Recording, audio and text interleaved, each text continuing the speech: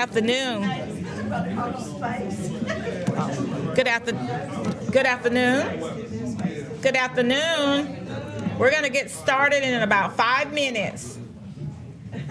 Thank you.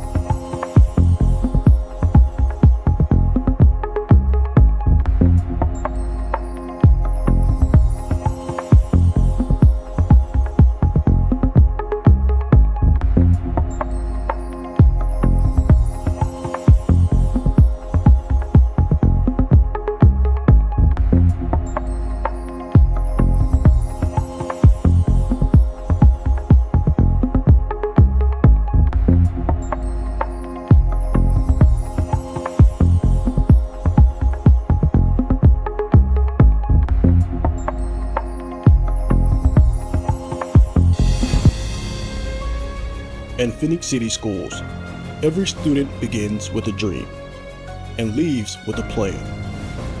Whether they're serving our nation, pursuing a degree, or starting a career, they're Red Devil ready. Because here, success isn't by chance, it's by design. Phenix City Schools. Enlisted, enrolled, employed.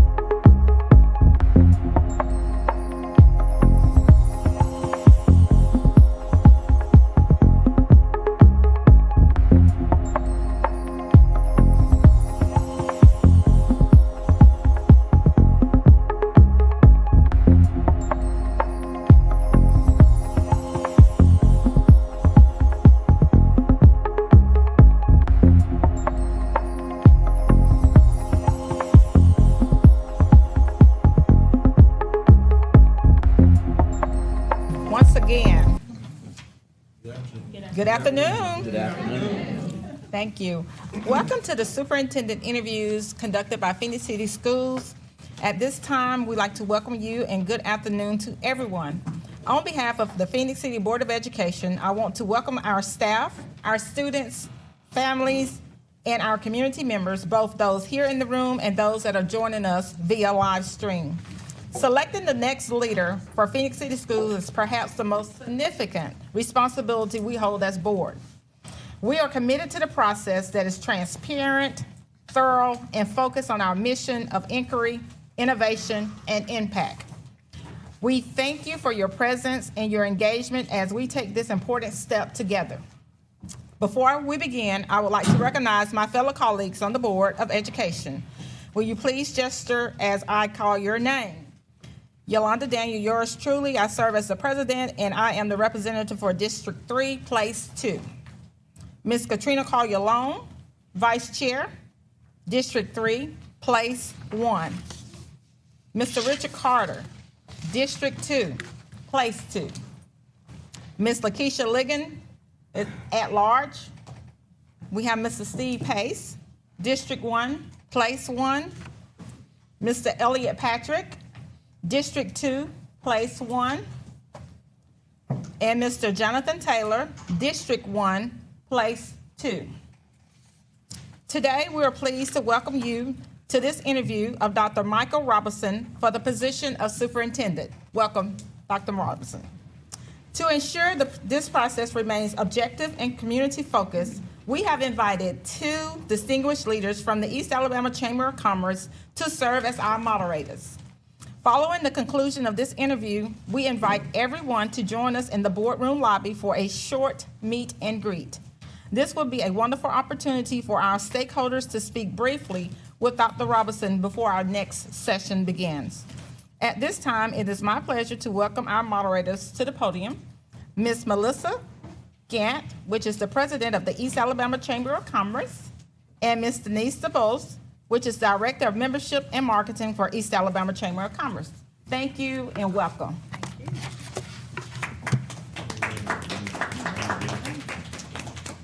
All right, it is our distinct pleasure to be a part of this process, and we're super glad to have you here in Phenix City and wish you the best of luck. Glad to be here. Thank you. We're going to alternate questions, so Denise will start. Okay. Thank you. Please give us a summary of your professional experiences, your key beliefs in public education, and why you were interested in being the superintendent of Phenix City Schools. Great. First, I want to thank the Board of Education for giving me this opportunity to interview with the district today. Don't take this for granted. I do thank you. And then secondly, before I ask the question, I want to commend the Board of Education on the transparency in the interview process. I think it will get tremendous buy-in from the community and to let them know that every step along the way, you're being very transparent. So I appreciate that as well. In terms of me, I can honestly say leadership started with me a long time ago. When I was 6 years old, you all familiar with the term latchkey kid? So I was raised as a latchkey kid, and so back then my mom told me that I needed to be more of a leader, and she knew that she saw the potential in me. So she said, if you can do things like listen, pay attention to details, use discernment, you're going to turn out to be a good leader. You know, because back then, my pre-K experience that it was a half-day program, and so my mom had to work one part of the day, go to lunch, pick me up from school, and then carry me back home. And I had to use those leadership skills. Don't answer the door. Don't answer the phone. She would call me during her lunch break, and I knew at what time to do that. And I say that to say because those skills I still use today in my leadership acumen, and it helped me along the way in my decision making. So I wanted to reference that. In terms of my experience, I kind of came up through the traditional track. I went to a 4-year college in athletics, and I can honestly say if it wasn't for the arts and athletic, those two pathways helped me along the way. So upon graduating from college, I started my teaching career in Washington, D.C. as a special education teacher. And then at the same time, I was working on my master's degree. And so in 1 year, I completed my master's degree, and then I moved to Atlanta, Georgia, where I wanted to start my career as an educator. So in Georgia, I spent 30 years there, approximately 33 years there. I did the special education teacher. I was a head boys basketball coach at Tri-Cities High School. And I coached there and taught for approximately 10 years. And then the principal, who to date is still one of my inspiration, one of my mentors who I value, she said, what if you could impact 2,500 kids versus the 30 kids that you're impacted being a coach? I said, what do you mean by that? She says, what if I make you an assistant principal? I said, are you serious? She said, yes. So I said, well, it has to be on one condition. And that is, I don't want to be, because back then, if you were a coach and you got promoted to assistant principal, you were known as, for muscle. And I didn't want to be seen as muscle. So I wanted to be assistant principal who knew curriculum, who collaborated with the department chairs, and who made ultimately decisions on behalf of kids. And she said, oh, I had the same vision for you. So that's when I started the position of a curriculum assistant principal, straight from the classroom, which is very rare in Fulton County because the way the organizational structure worked, the curriculum assistant principal is the number 2 in charge. And so I went straight from the classroom, curriculum assistant principal, and that's when my instructional leadership started in that role there. 5 years of serving as assistant principal, I got promoted to a high school principal job. And I can honestly say I've been principals at 3 high schools, and I spent the majority of my years in education as a high school principal, and I enjoyed that job the most.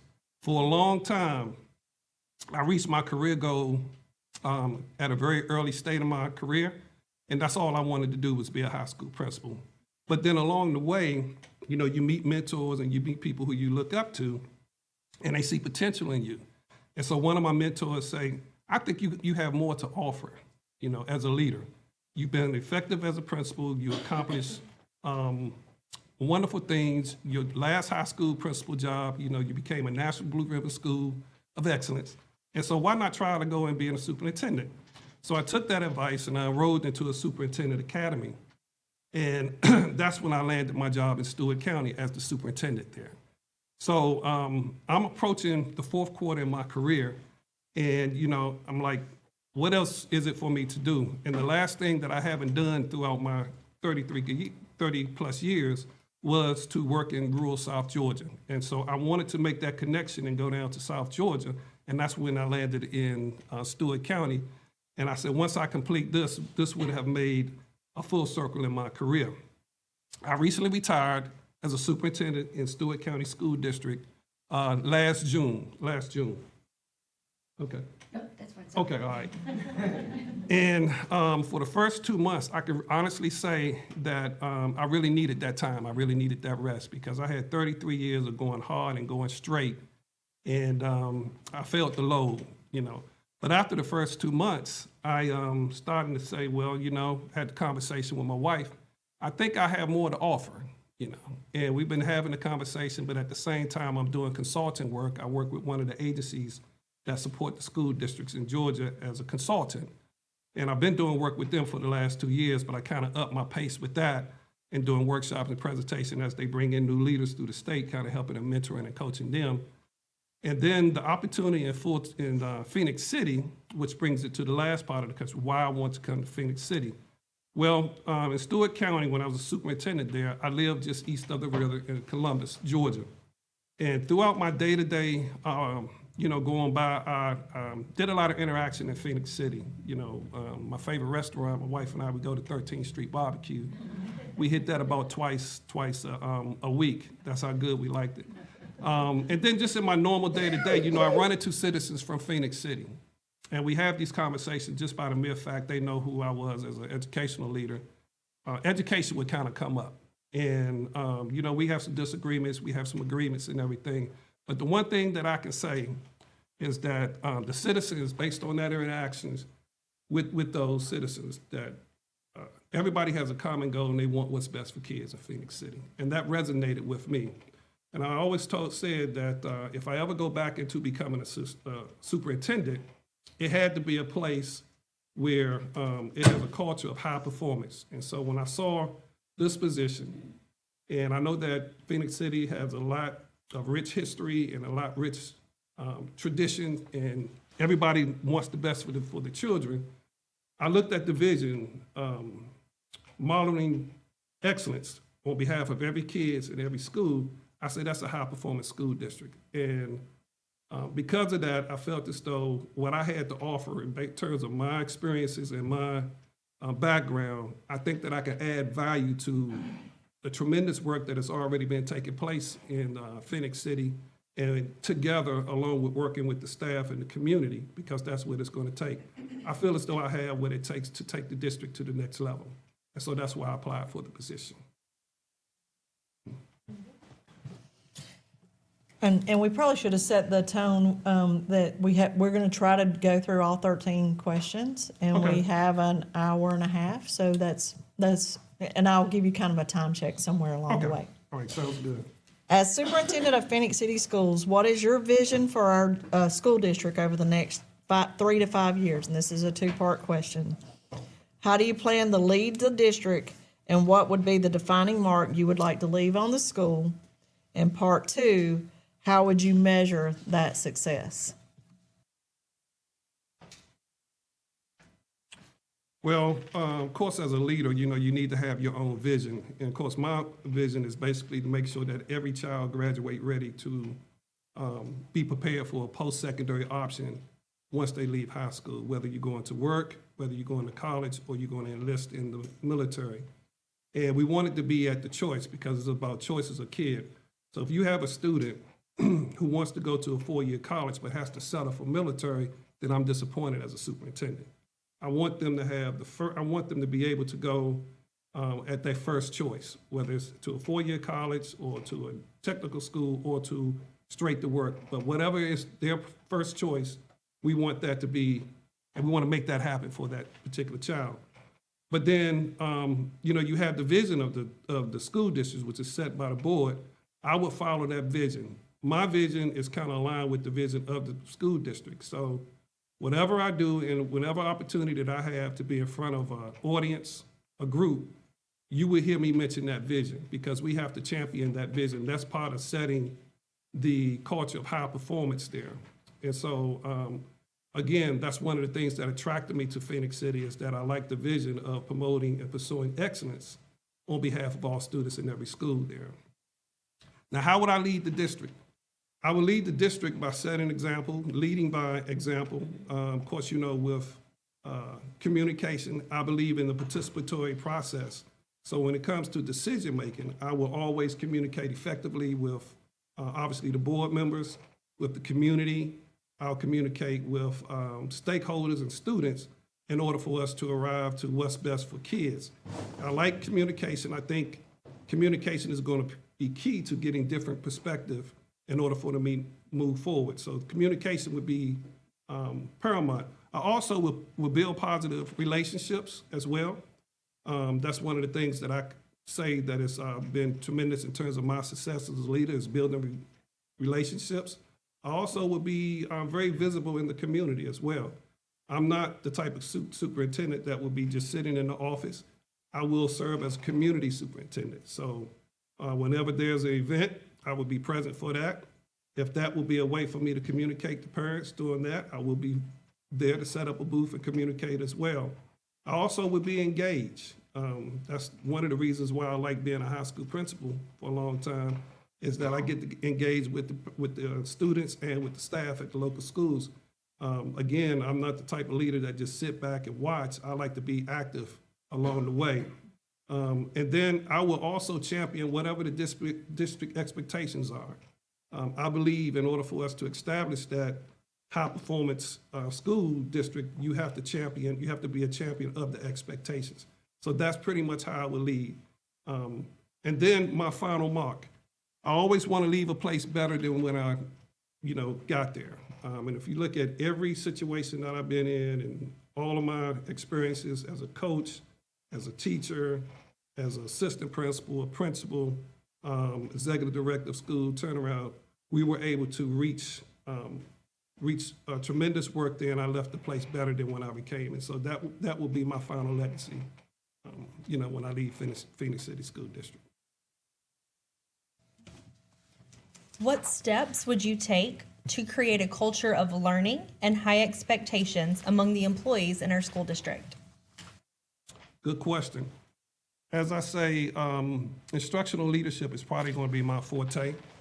And so with that, we have to establish expectations. So the district will set pretty much a strategic plan, and as the superintendent, I have to put a plan in place in terms of how we're going to meet the goals inside of the plan. Going back to communication, but I will lean on heavily school leaders to help champion the vision where we need to go. We will use data, and data will drive our decision-making with that. But depending on the expectations, we expect for school leaders to help with that. If it's lesson plans being turned in on a certain day, I'm gonna need school leadership to kind of help me do that, because I can't do it by myself. If it's a matter of making sure standards are posted on the board when we're in the classroom, again, I'm gonna have to lean on school leaders to help champion that as well.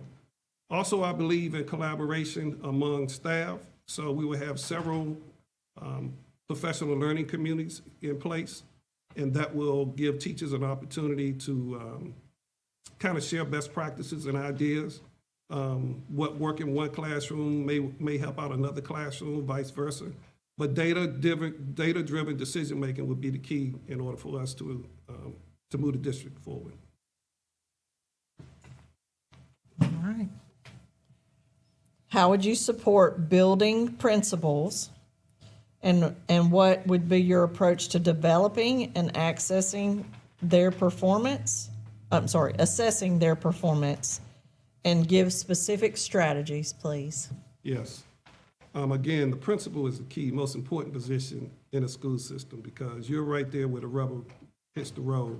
You're interacting with teachers, you're interacting with students. And so with that, I would meet monthly with the principals and establish the expectations with the principal in terms of where we are as a district and what they need to do at their individual schools to reach the next step.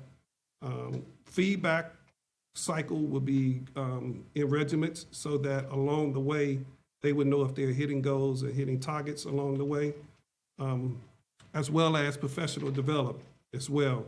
I believe in continuous and ongoing learning. So every time we have a meeting, it won't be just a meeting about having a checklist of what to do, but it will be something in the form of a leadership development there. And then depending on where they are in their leadership development, if they're a novice principal, we will get some coaching available for them to kind of help them develop and build their capacity. But that depends on whether or not, if they need it or not, but that's based on the individual leader there. And then how will I assess that? So there's an evaluation process that goes along with leadership.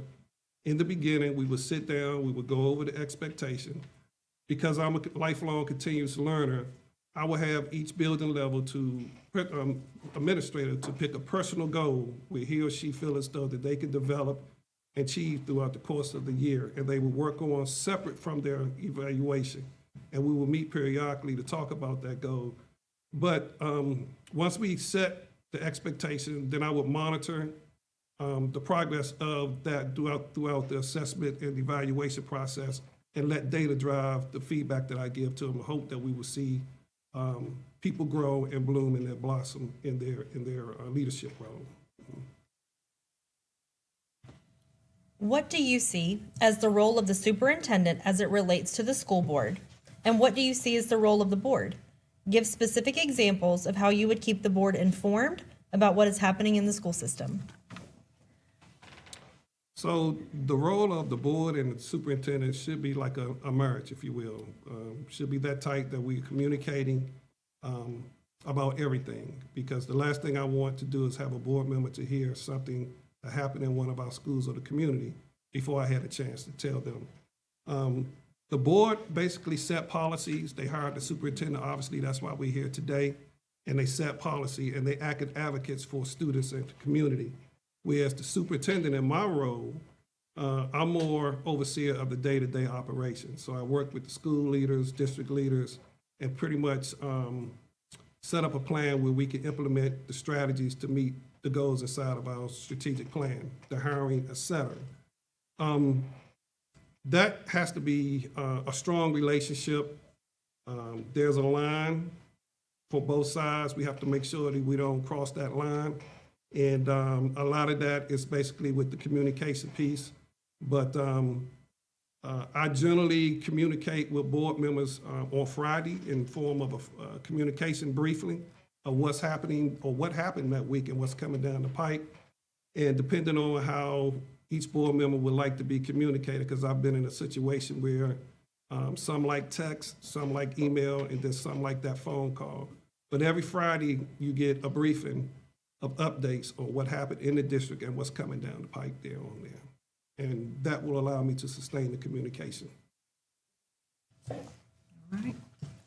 So I will tell you, you're on question 6, and Oh. we only have 13, and you got a long time to go, so you can elaborate if you Okay, want to. gotcha. Okay. I don't want you to, I don't want you to think that I was putting pressure on you to do Okay. shorter, so you have time. Describe a time that you made a difficult personnel decision, and how did you handle it? Wow. So that one there, I mean, just by the fact that you know, you're dealing in leadership every day as a personnel decision, but I'll talk about the last one that I had. That's in Stewart County. When I first got there, I did a kind of like a overview of the school district, and I noticed that our elementary school and our high school, they were kind of suffering a little bit. And so I looked at the leaders. I looked at the principal at the high school, who really was an expert in elementary. Then I looked at the principal at the elementary school, who really was an expert in high school. And so I had the conversation with them. I said, what if you think if we do a switch, I brought them in, just think about it, and we don't have to get an answer today. And I told them I wasn't going to force their hand, but just think about it, because the high school person or the elementary person had a tremendous amount of high school experience, and the high school was kind of suffering back there. So we wanted to make sure we put the right people on the right seat on the bus. And so I knew that it was organizational change, and I had to run it by the board member. And so in one of our executive sessions, I basically just threw it out there just to see what the board members were going to say. Of course, you know, some of the board members had some pushback about it, but at the end of the day, they said that if this is something that you think is going to make a difference or impact with the school, then we'll support you at the end of the day. And so we finished with that board meeting, and before I got home that night, I got a call from one of the principals, and they said, can we meet with you to talk about this change? I said, sure, meet me in my office at 7 o'clock in the morning. And so we get there at 7 o'clock in the morning. I thought they were going to give me a lot of pushback, but they said, you know what? We kind of like this change. I think we'll be in our comfort zone back then. And, you know, I miss elementary, the other one missed high school, and so we want to get back into there. And so I don't know if that leaked out or what, I don't know, but the fact that they called me and said, you know, we want to have a conversation with me about that, I thought was good. Now, having said that, they appreciated the fact that I came to them first, rather than demanding that they do the move, because they had time to go back and think about it. And so, long story short, it did work out well. The high school went from an F to a B overnight with that leadership change. The elementary school went from a D to a C overnight in that. And now to date, they're both happy in that role that they're in now. But again, that was a personnel matter that I thought wasn't gonna go well in the beginning. But then once the communication was in place and everything, it actually worked out well. So. Eliminating the achievement gap is a key priority for our district. What approaches would you pursue? What leadership and guidance would you provide to ensure that all approaches are properly evaluated and adjusted over time to meet changing student needs?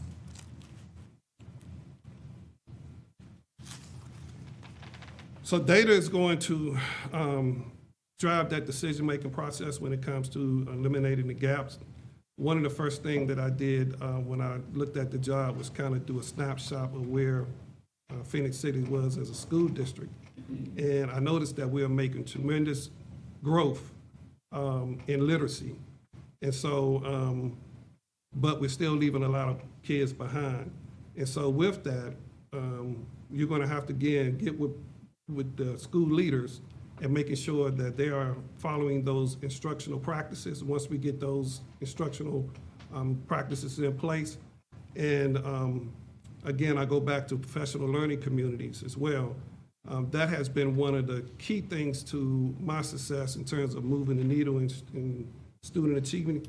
When you set a designated time in place for teachers to meet and for teachers to collaborate, we do it twice a week, that has been the most impactful thing, because then they can share best practices, share ideas, and then we also use it as a leadership development opportunity as well. But the high expectation, again, from the superintendent, from the principal, going in and do the monitoring, make sure that we inspect what we expect, because I'm a believer that people would do what people would, doers would do, what checkers would check. Not to say, I got you. That's not the purpose. The purpose is to make sure that, one, we monitor instruction, because as an instructional leader, that's our main goal. That's our main job requirement, is to monitor instruction, and then making sure that kids are getting a quality education. We hear a lot about test scores versus student achievement. I can honestly tell you that student achievement is beyond test scores. Test scores would give you one day, one test on how a kid performed. And so that's okay. But in order to really move student achievement, we have to guarantee that every child, regardless of their area code or what side of the city that they live on, has a quality education. And as a superintendent, we will monitor that process, working together with school leaders.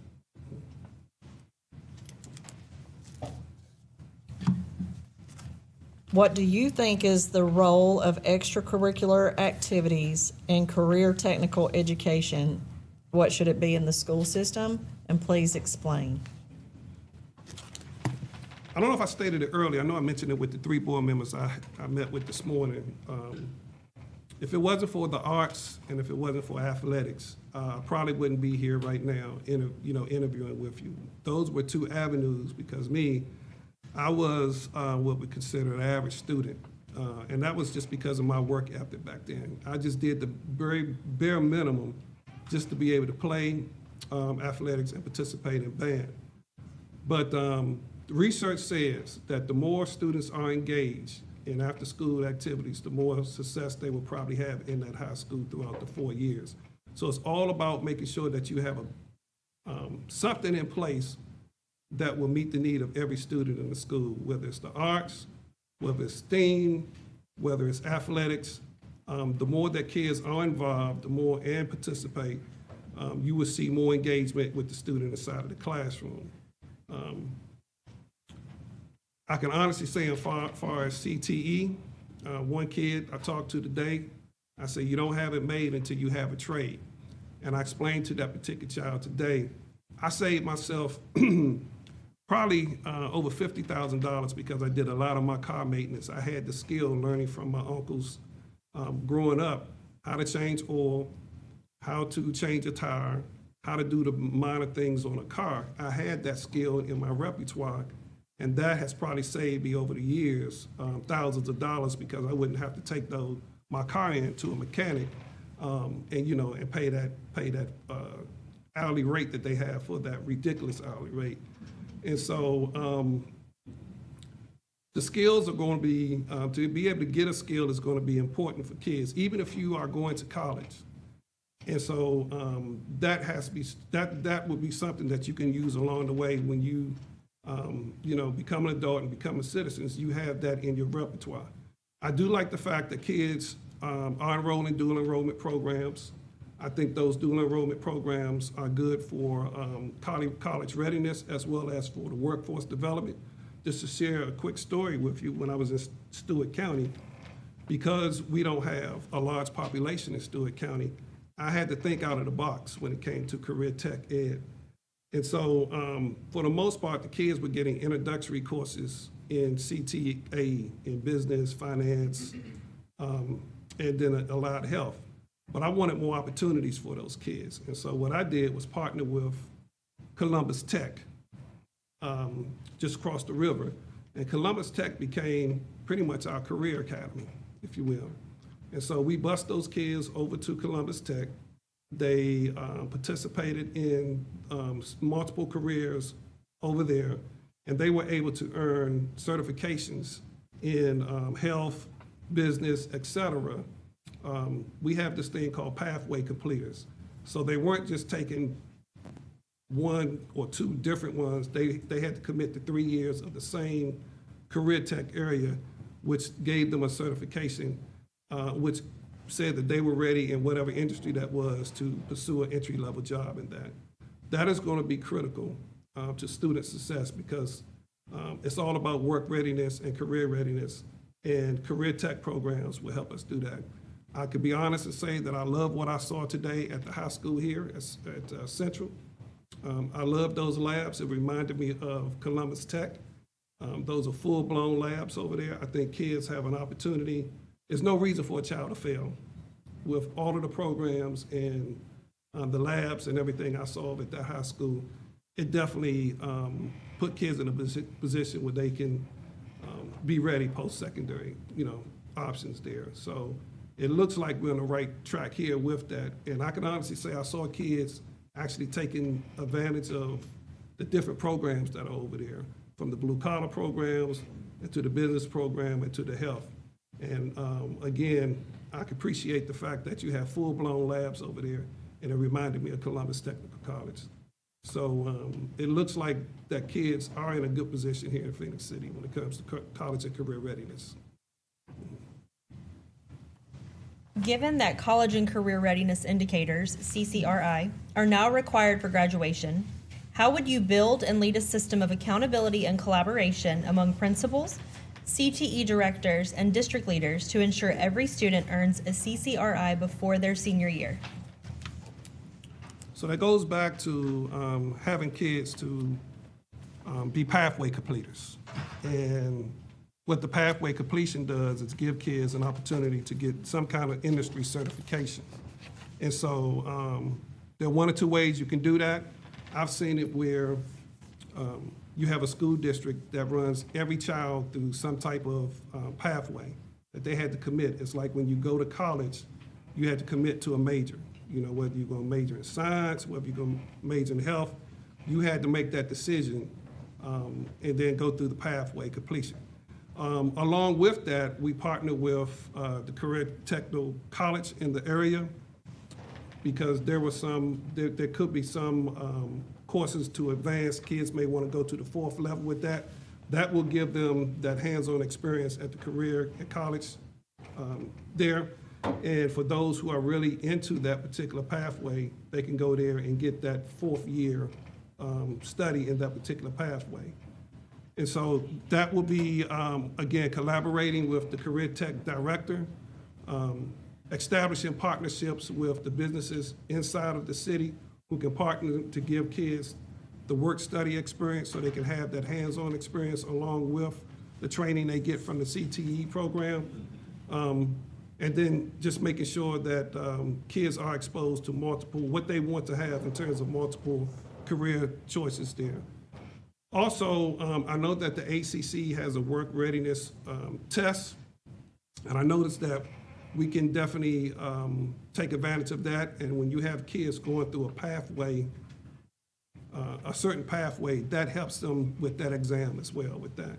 So partnership with the CTE director, with colleges and with businesses in the industry, we can move forward with CTE.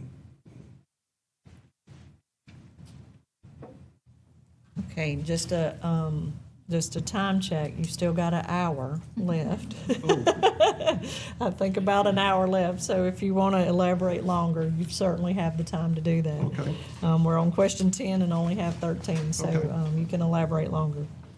What strengths do you have, and we can circle back if you want to. What strengths do you have in the area of financial management, including facilities management and construction?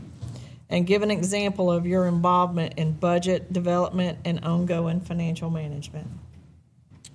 If you don't mind, I'll take the latter first, developing the budget there. So as a superintendent and as a high school principal, we had to do budgets and we had to have as superintendent budget hearings. And so with that process, I will get with each department head and have each department head basically to do an inventory of what they have in that department, and then meet one-on-one with each department head and go over their projected budget for that particular year. Keep in mind, depending on where we are as a district, whether we have some financial strengths or we're in a good position where we can expand a little more in the department, we will have those conversations in our one-to-one meeting there. Once we have that one-on-one meeting with the department chair, I start looking at instruction and start looking at probably some building management facility upgrades. I will work closely with my CFO just to see where we are with that, just to see if there are any special projects that we need, how we're doing with spending, and then we develop what we call a projected budget. We'll present that budget to the board. Of course, they will go through it with a fine tooth comb because that's one of their responsibilities, to make sure that we have a well-balanced budget as a part of their role as board members. We have conversations about that. We'll work together if they want us to go and do some amendments, take some things out, how much it would cost for that. But that communication piece is probably going to be like a 3-month process with that. And then once we get to the point where we feel as though we have a balanced budget, we present it to the board and they vote on it and approve it for the ensuing year. Now, in terms of facilities and management, had a tremendous amount of experience with that. One comes in mind when I was a high school principal, when I opened up the new high school, Langston Hughes High School in Fulton County.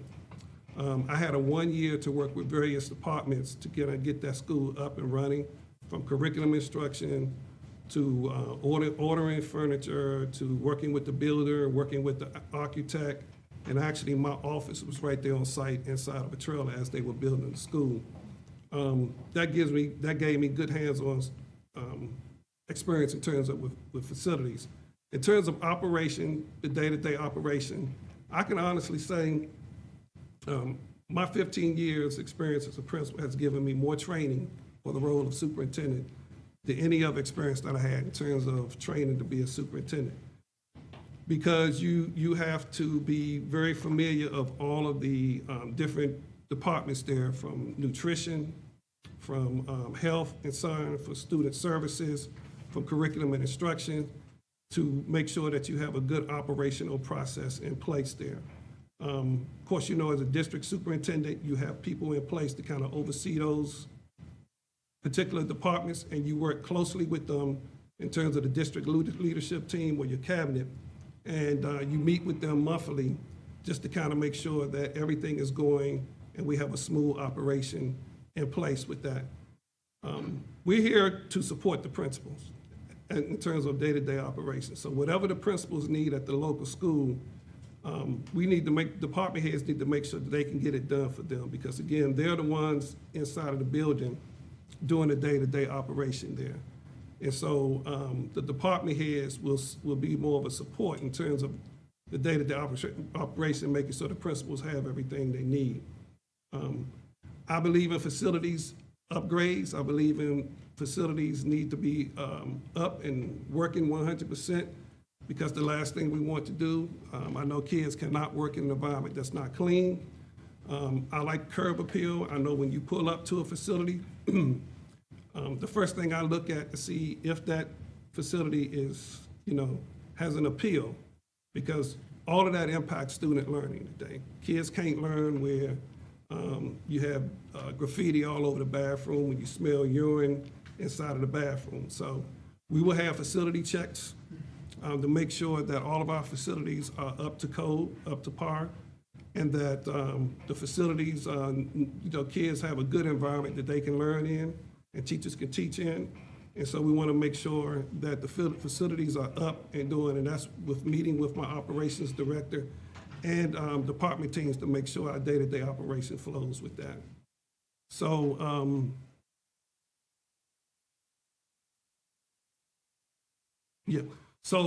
that's my experience with facilities and maintenance and budget. I will say with budget, throughout the course of the year, depending on how spending is going, you may have to go back and do some amendments. I'm familiar with that process as well. So, for example, we found out my last year as superintendent that we were spending more on operations because we had one of our buildings was old and it needed a lot of renovations, and we were spending money on just minor repairs and getting pretty much putting a Band-Aids on there. So I had to go back and ask for a budget amendment with the board to get approval so we can move some funds around. But that will be an ongoing process based on how we're spending throughout the course of the year. Phoenix City is a close-knit and diverse community, and this is a two-part question. In your role as superintendent, how would you work to ensure all groups are fully engaged with the schools and the system as a whole? And then how will you engage parents, community members, and stakeholders in our district? How will you increase visibility in our school and district, and our needs? So one thing I know for sure as a superintendent, you got to be visible. You can't do this job from afar. People have to see who they are. Have you ever been in a situation where you had a principal and you had assistant principals and the kids went 4 years in school and they didn't know who the principal was? They thought the assistant principal was actually the principal because that principal wasn't visible and wasn't engaged in the community there. Again, I see myself as a community superintendent. So I will be engaged. I might pop up at a church. I might pop up at a commission board meeting. And every opportunity where I am, I will always have an opportunity to shine on the school district. How I communicate with the community, I would do a monthly newsletter that goes out to the community. Of course, you know we have our social media pages, Facebook, Twitter, et cetera. With that, and I see that the Facebook page that we have here in Phoenix City is very active, and it does showcase and highlight the good things that are going on in the district. One thing I do know, if you do not tell your story, somebody else will tell that story for you. And so what I would like to do is create a brochure and give it to all the department heads. And every time that we are out and we among some kind of group, we can look at that brochure and we want to say 2 or 3 things about the school district because we're already getting a lot of negative stuff coming in. And you'll be surprised at the amount of people in the committee that didn't know we had a 90% graduation rate in the 90s. You didn't know how many, you'll be surprised at how many members who didn't know that we have double-digit gains in literacy over the last year. And it's because they're focusing so much on the negative with that. The chamber, you know, I was very active in the chamber where I was as a principal and as a superintendent. That gives me an opportunity to become familiar with the business in the community as well. I will partner with the community as well in terms of partnering with them in the school district so we can, everybody can play their part in student achievement. So as a business, we can partner and come up with an MOU and find out how you can help us with meeting our goals there. Also, I will do community talkbacks, if you will. Matter of fact, that's going to be one of the first things I do if I have the fortunate opportunity to become superintendent here, is to have a listening and learning sessions in place.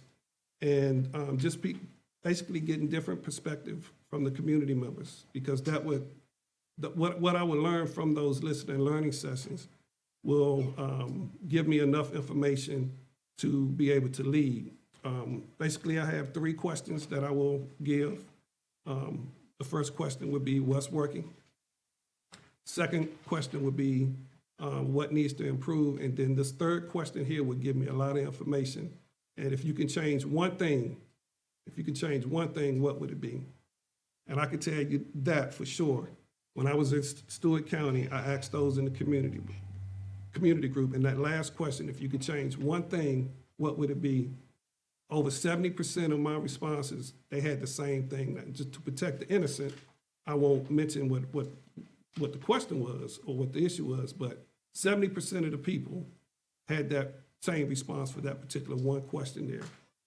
And that resonated with me. That means that we needed to see a change in that particular situation there. But communication is going to be key. It needs to be sustained and ongoing. I also would like to communicate with the staff and students just to see what they're doing. I'll have a teacher council just to kind of get feedback from the teachers, because a lot of times we as district leaders think that we know what's best for what's happening in the classroom and not getting input from the staff. So we'll have a teacher council along with a parent council as well. and then a student council, because we make decisions as district leaders about students, but then we don't get their feedback in terms of what they think their need and what they're going to help them in their K-12 experience. So those three groups will help me make decisions when it comes to what's best for kids, listening to the parents, listening to the students, and listening to the teachers as well. Communication is going to be the key to the success. Partnering with the community is going to be a key. No one person can do this job as superintendent, but together with sustained communication, we can conquer great things in Phoenix City.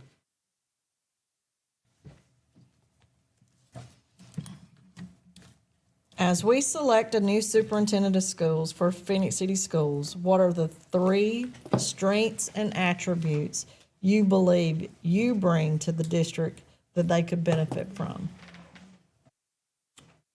So I'll start with relationship building. I can honestly say that in all of my experiences, in all of my roles that I've been in, I was able to establish positive relationships with the staff, with the student, and with the community. And I go back to my leadership style, where I like to get feedback from different perspectives from different groups. And so people want to feel as though that they're valued. They want to feel as though their opinion is valued as well. And so before any major decision is made, I would like to get that feedback from various stakeholders. And that helped me establish that relationship building piece there. Another one is that I have a strong background in instructional leadership. I know what high performance look like. I know what it feels like. I know what it tastes like. I know that we're going to have to build a strong team, and I know that it's going to take people working together, coming up with instructional practices, good instructional practices.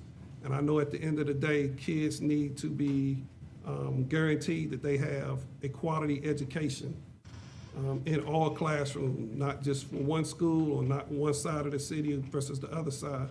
All kids need to have access to a quality education with that. And I think my third thing with that is I'm visible and I like to be engaged. And so having said that, I don't want to just sit back and just let everybody do the work. I want to be part of the work as well. You may see me come in and work as a custodian one day. You may see me go in the cafeteria and serve lunch one day. And that's my way of building those relationships as well as getting people to feel comfortable in terms of, building that morale booster in there. I can honestly say in every position that I've been in, because I was able to build relationship and provide good leadership, that we didn't have a lot of turnaround in any of the positions that I worked in. I believe people leave people, they really don't leave the organization. And so that's a matter of just working with leaders to make sure that we are making sure people have input, that their opinion is valued, even though you don't believe, even though you don't necessarily agree with them. But the fact that you're opening the window up to ask for their input, it makes a tremendous difference with that relationship building there with that. That has been a key to my success in all of the roles that I played in. And then finally, I know you asked for 3, but I'm gonna give you one more, is that I'm a hard worker. It won't be I'm coming in 1 foot in and 1 foot out, or I'm in Phoenix Cities one day and I'm in Atlanta the next day. It will be all in 100%. I'm dedicated. No one will outwork me. I will probably be the hardest person working in the school district here. And my work ethic sometimes, I get beat up a lot at home about it, but that's just how much I value kids and how much I want to see kids reach their full potential. I have an extremely hard work ethic, and we won't stop until we get the results. And so I had to add that work ethic in with that as well. Thank you for answering our questions today. Is there any additional information you would like to share with the board or portfolio that you would like to share with the board members? Yes, I would like to share a portfolio with the board members. Thank you.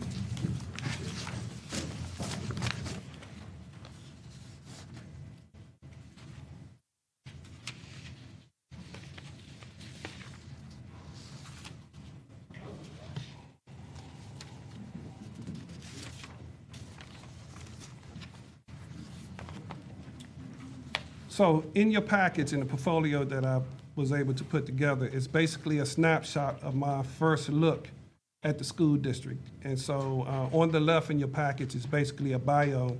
So any information that we did not disclose or get a chance to talk about during this process, you can take a look at that later, so I won't bore you with that piece right there. But if you look at the second page from the cover page, there's a big push with literacy in the state of Alabama, according to House Bill 388, the Literacy Act that was developed in 2019. And so what I did was I tracked 3 years from all grade levels that take the ACAP from grades 3 all the way to 11.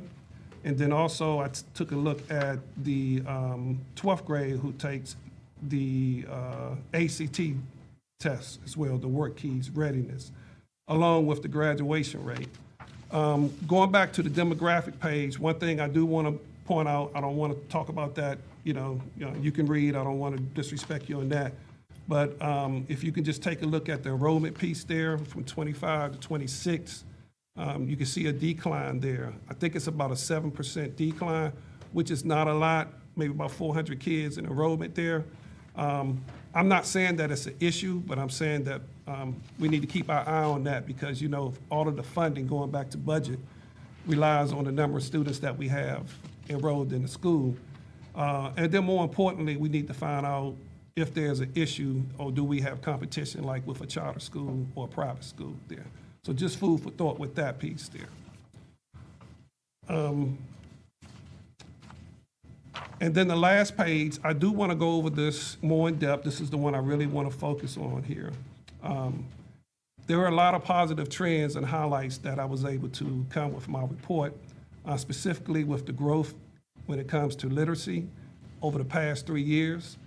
And what I found out is that we are at a good pace in terms of growth as compared to the state. We're outpacing the state in growth, but not necessarily in achievement, if you will. We're still behind. We still got a lot of work to do. But the amount of growth that we've seen over the last 3 years, I think needs to be commended. I think the staff, the school leadership, the teachers, and the students basically need to be commended for that.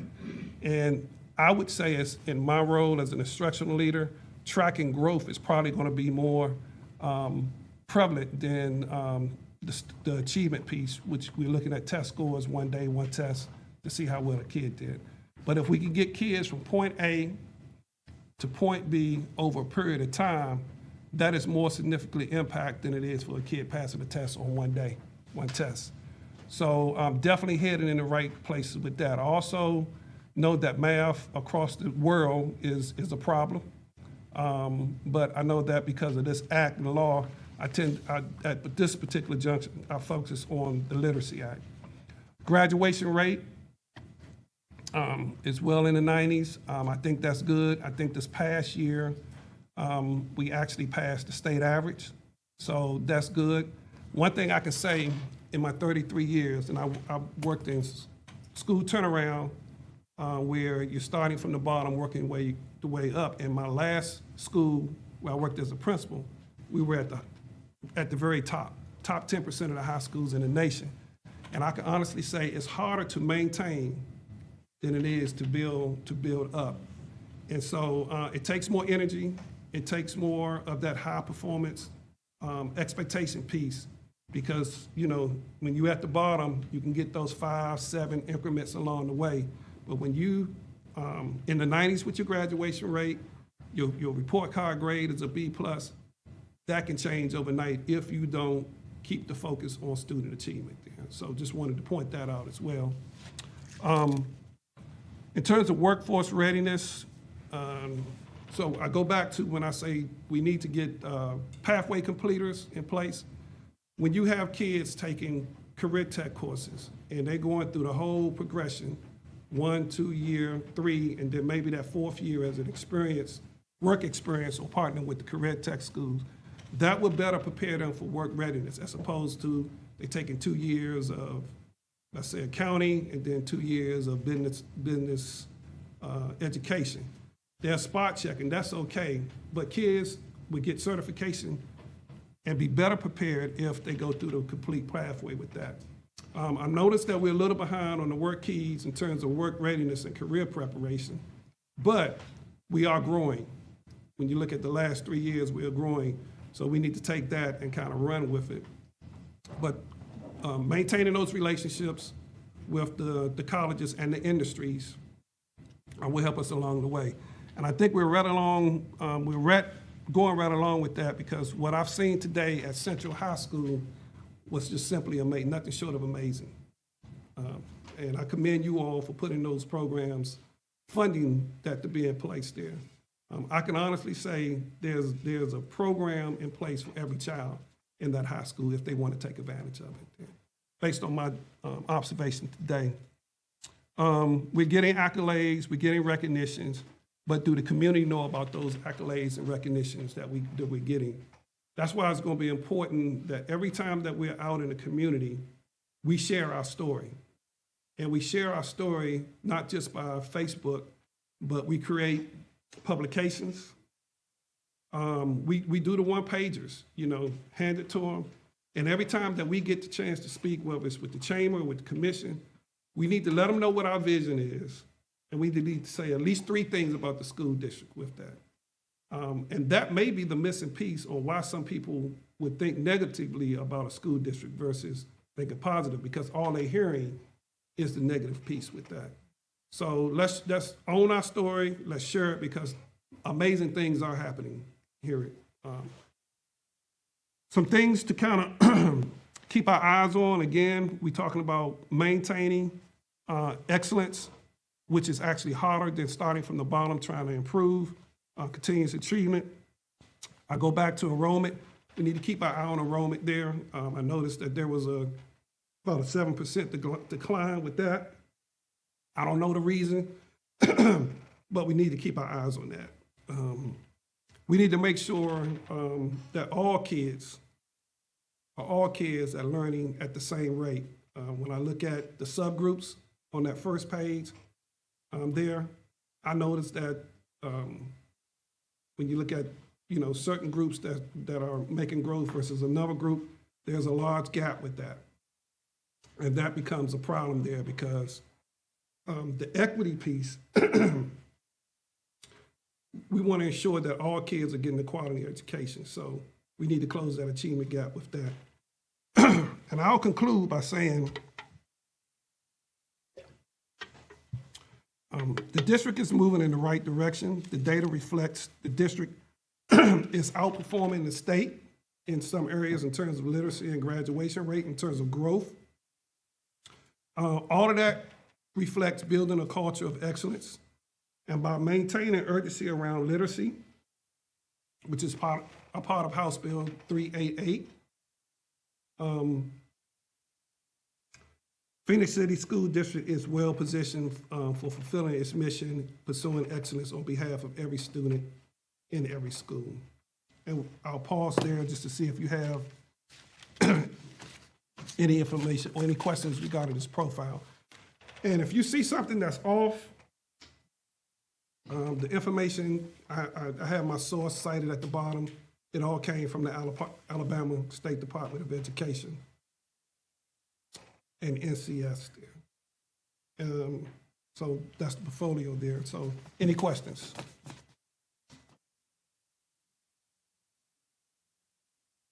Okay. Well, I have one question, if you don't mind. That one question is, what do you see will be the biggest challenge the new superintendent will have in Phenix City? I say getting buy-in from the staff, from the administrators, we teachers. Just getting buy-in, especially if they don't know you, they're not familiar with you. Getting buy-in, I think, would be the toughest thing. And I was gonna say building relationships. So that's the So, same, yes, yes. same thing. Learning the culture and the climate of this community. Learning the culture and the climate, yeah, that would probably be the, from a new person coming in to the city, one of the things that I would focus on, of course, building those relationships, but just knowing the community and getting a snapshot of the client, the culture that's already in place here. Anyone else? What are some other ideas you have as it relates to parental involvement, other than the communication piece? So I like to meet parents where they are. And again, I'm a leader that kind of step outside of the box. So I had these series of meetings with the community because I noticed in one school district that I work in, parents didn't come to a lot of the meetings. So I met them at the mall, I met them at the barbershop, I met them at the football game. And so I had a series of meeting of parents inside of the community there.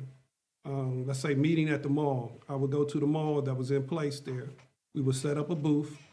I would have various departments there because I know a lot of parents like to go to the mall, especially on the weekends.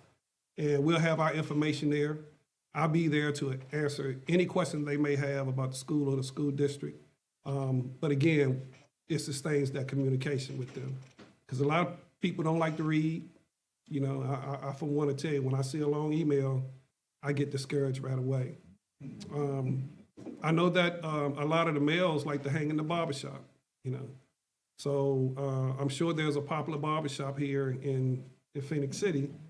And so I would meet them at the barbershop. I'll sit down. I won't get a cut, but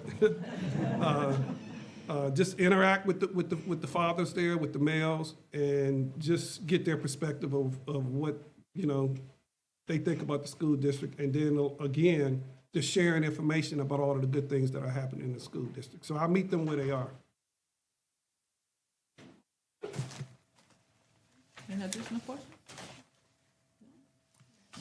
Okay, thank you very much for being a part of this process. Thank you for having me. And appreciate you being here with us today, and wish you the best of luck. Thank you very much. Thank you. And we will have our meet and greet. We'll do a meet and greet out in the lobby for a little while. I think we've got about 30 minutes, if we want to do that, 30, 45 minutes if we want to. And because that's where you get the real work done, right? That's where the relationships are built in the. So, Thank you. Thank you very much. Thank you.